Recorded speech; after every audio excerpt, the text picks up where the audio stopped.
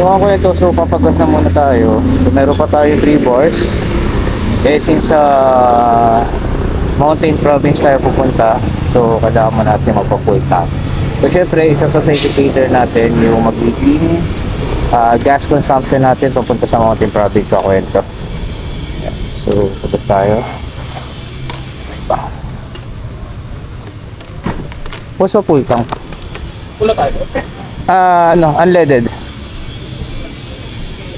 Yung ako kwento, so unang full tank natin, ayun, full tank tayo is 200. Yan. So ito yung pinaka primary natin. Yan.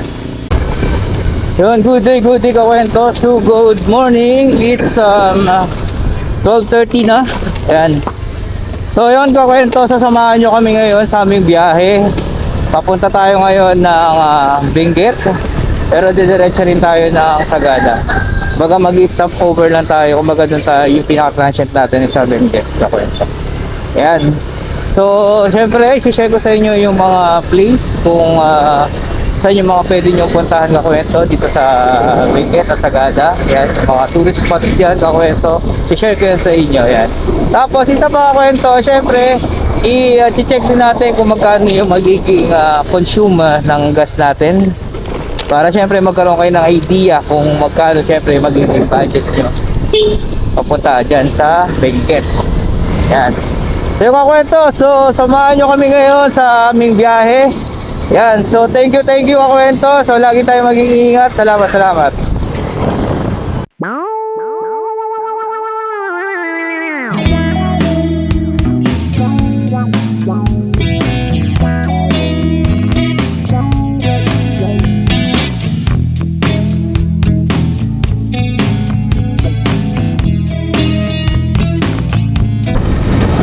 So kakwento, so babiyahin na kami ngayon. So ang oras na is nasa 2:15.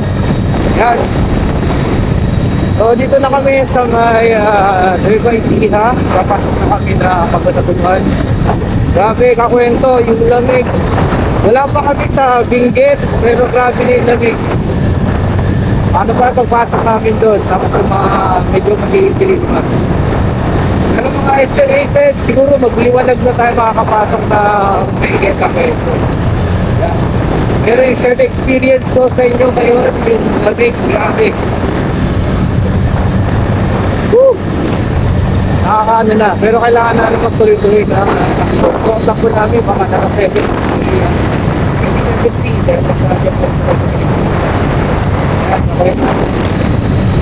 Ngayon, tuloy pa rin kakwento sa aming biyahe. Salamat! Grabe, so kape muna tayo kakwento. Kasi minakita tayong tindahan dito paano.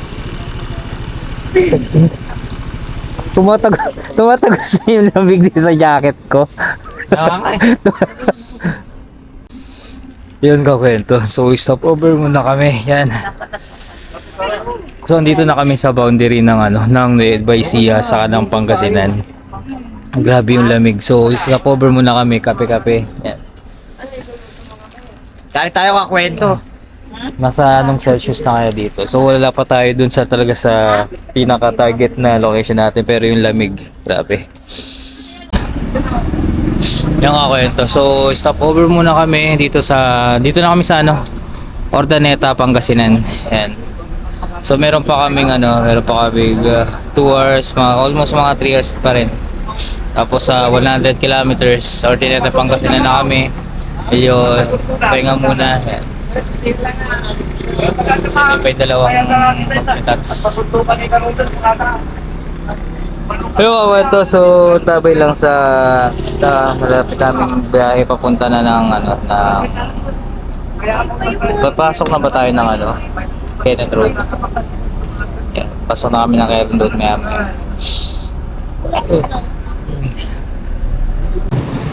Pero kung kwento, so papagas na ulit tayo. So meron pa tayong 2 bars. Siyempre natin pagas ulit. Pero kung kwento, so 2:30 yung gas natin ngayon. Kanina 2:15. Ngayon 2:30. Wala 400 na tayo. Medyo nasa kalahati na rin naman na tayo. Okay, so dito na tayo sa Cannon Road. Napasok na tayo ng Cannon Road. Ayan na. So, ang traffic ah. So yun, dadaan na tayo dun sa tulay na yan. Dito pa lang ako ito, napaka-solid na.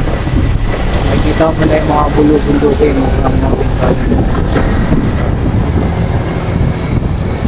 saka yung lamig, grabe kakwento. So hindi mo na ma-expect yung lamig.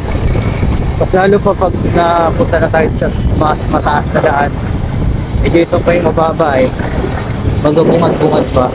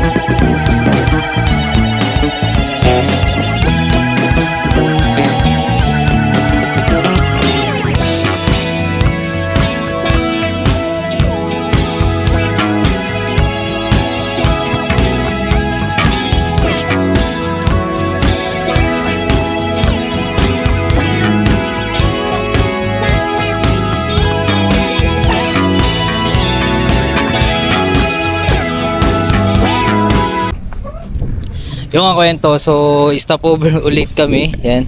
Dito kami sa Tublay, Benguet. Yan. So, yan yung view dito. Solid. Grabe ka kwento. Kumbaga sa Baguio, malamig na. Tapos paakyat ng paakyat, lalo na yung lamig. Kali itong ano ko, doble na to eh. And, so meron pa kaming mga isang 1 hour yan, papunta doon sa transient na kinuha namin para pag-stayan namin doon sa Benguet. So doon kami mag-start, yung starting point. Tapos yun na, doon na kami maglilibot hanggang makakarating kami na Sal.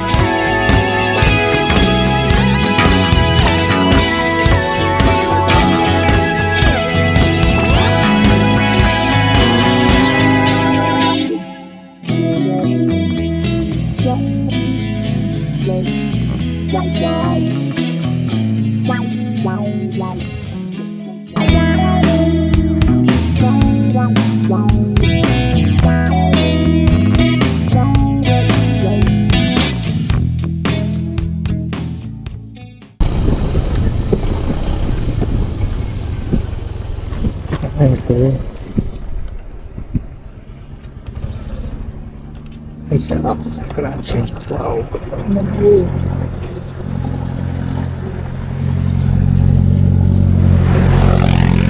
Yung kwento, so dito kami nag-stay. Dito kami nakabook. Sa Isaac Transient House. Kwento, nakarating na kami dito sa transient na kinuha namin dito sa Benguet. Yan. Ito yung yan. Isaac Transient House. Ayan. So tabi lang siya ng daan. madali siyang ma-access. Along highway lang. Tapos parking syempre. Yan, walang bahay yung parking. Tapos, yan, sa loob, yan mga rooms. Tapos ang pinaka pinayaran namin is 500 per head. Ngayon, yung room na ibibigay sa inyo, nakadepende kung ilang packs din kayo syempre. So kami is good for, yung room namin good for 5 packs. Syempre kung 10 kayo, bibigyan rin sa inyo yung good for 10 packs. Yun. Tapos yan yung view. Kakwento. Yan. Solid kakwento. Tapos yung hangin pa, lamig. Ayun, mamimili kami ng mga pwede namin kainin mamaya. Ayan. Hi guys! Hi kakwento! Ang view. Tapos yung tindahan, lapit lang doon. Ang pupuntahan namin. So lalakad-lakad na lang para at least makapag-exercise. As mamaya, akit tayo ng Motolis kasi malapit lang rin dito. Mamas nga rin. Ganda. Yan yung kakwento na dito kami sa sa pinaka garden or sa tag dito, pahingahan ng Isaac house, Isaac Transient House. Yan. So ito, so pwede kayong maupo dito, tapos may lutuan din doon. Tapos bonfire. Yan. Tapos yung pinaka view talaga dito, yung pinaka the best. Actually may garden din doon sa baba. Pero ito yung pinaka the best talaga dyan. Ayan. So pahinga lang kayo doon, upo, tapos tanawin nyo yung magandang bulubundukan yan. So kami, pupo lang kami dito. So nakaka-relax ka kwento. Good morning. So ito yung namin, second day. So second day. Grabe yung lamig. Nasa kami ngayon, nasa 9 degrees Celsius kami.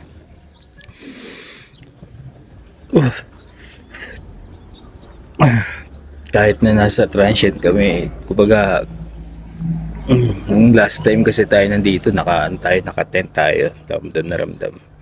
Ngayon ganun pa rin.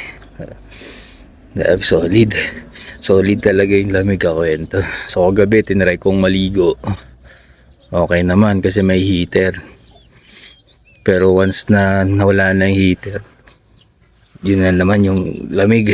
Manginginig ka talaga kakwento. So ewan ko kung makaligo pa ako mamaya. View. Ay. So yan, kape-kape muna tayo. So yung nagluluto na kami ngayon. Yan. So ganda dito ako ito. So napakalawak ng space namin. Yeah.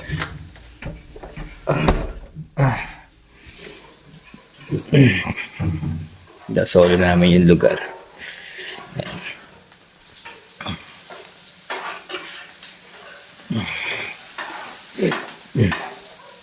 Ito na yung natin ngayon, dish natin yan. So ready kami para pagkain.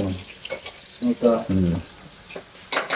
Kasi mamaya magpunta na kami ng Sagada para at least may share kami sa inyo na mga lugar na pwede pang puntahan. Kasi 3 days kami, siyempre activities pa kwento.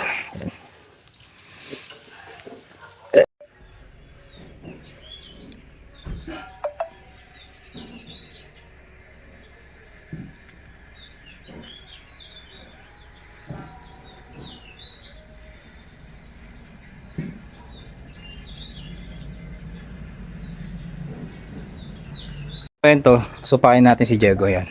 Diego! O, tara, lapit ka sa bilis. Yan. Tara. Yan.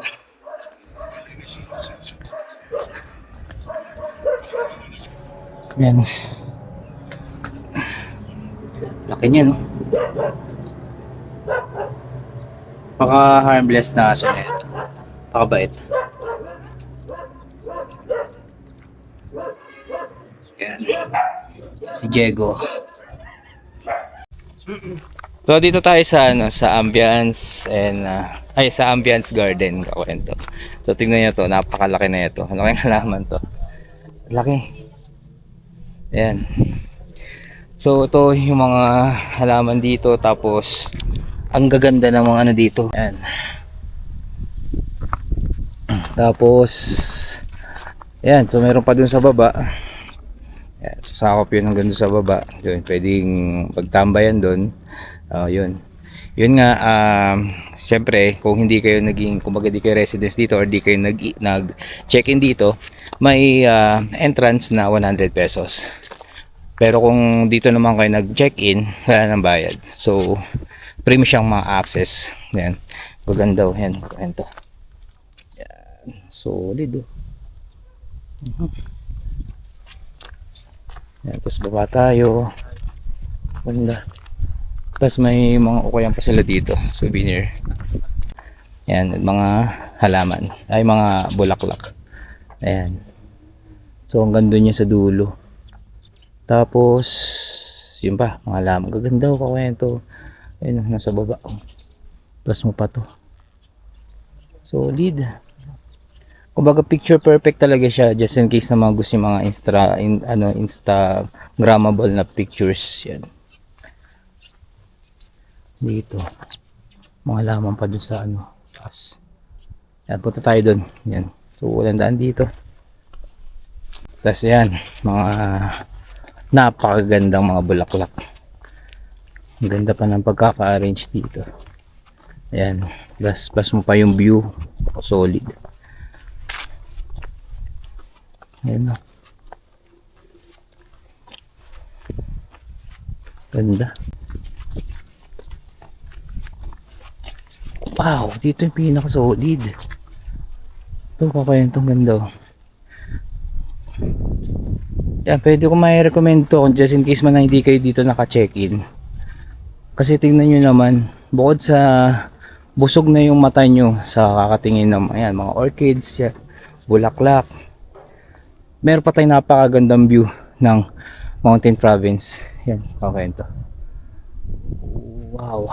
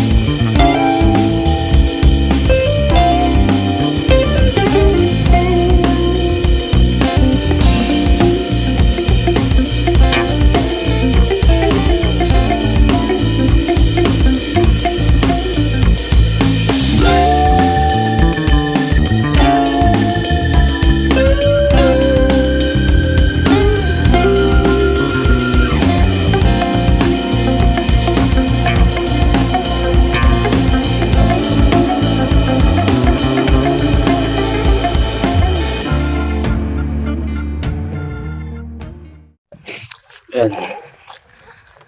So, kumusta yung ano boss? Ano yung experience? The best.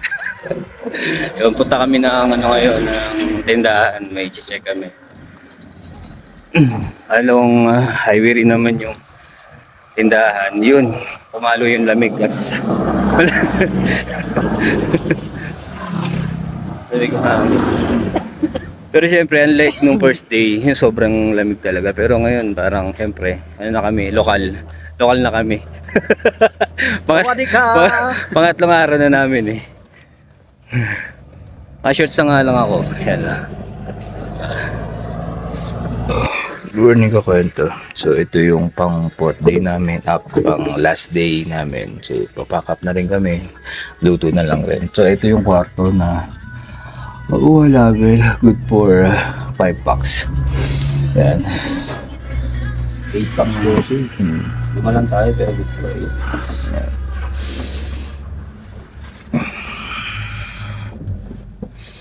So yun nga kwento, kung gusto niyo na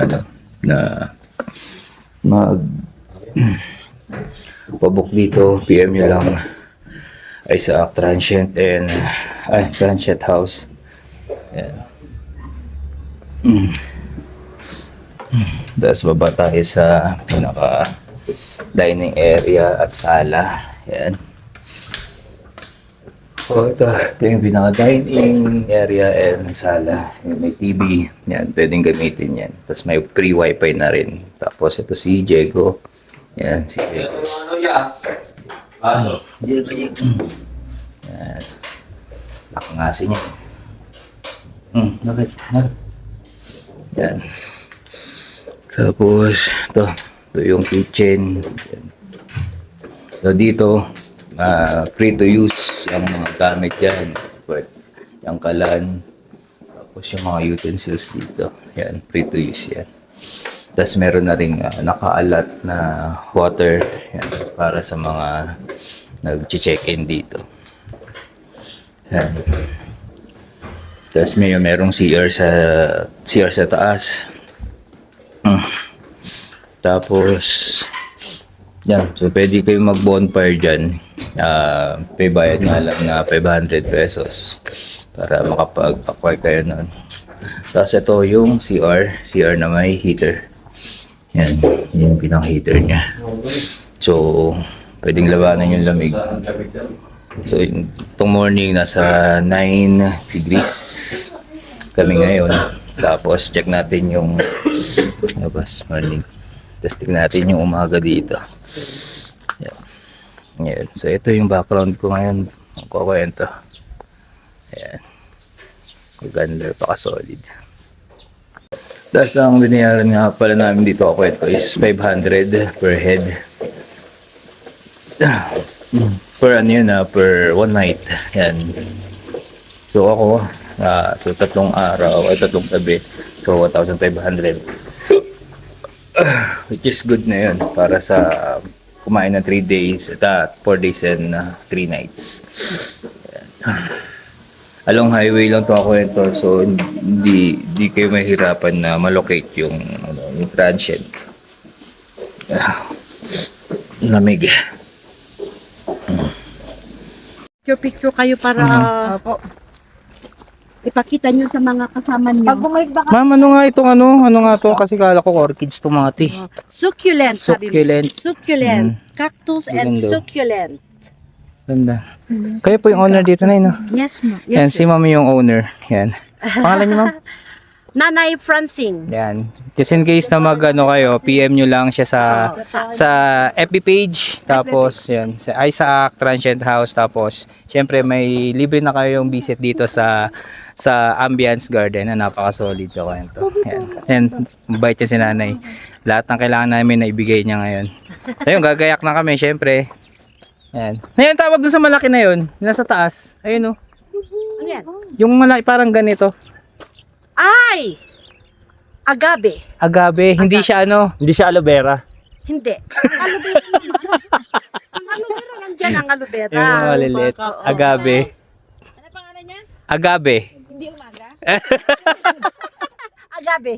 Agave. Ganda ng view. Grabe oh.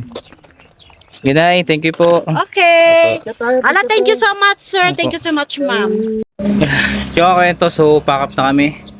Rerekta na kami ng Baguio ngayon tapos pauwi. Mamimili lang muna kami sa Baguio. Tapos yun.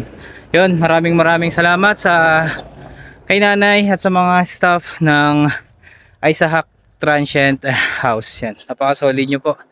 Yan. So, napaka-solid ng stay namin for 3 nights and 4 days. Yan. Yan. Tropa natin mga kasama. So yun, so ito na yung journey namin dito sa Cranshe, dito sa Atok Benguet. Punta kami ng Sagada, may mga i-share ako sa inyo na pwede nyo puntahan. Kaya kwento. So thank you. So gagayak na kami. Salamat.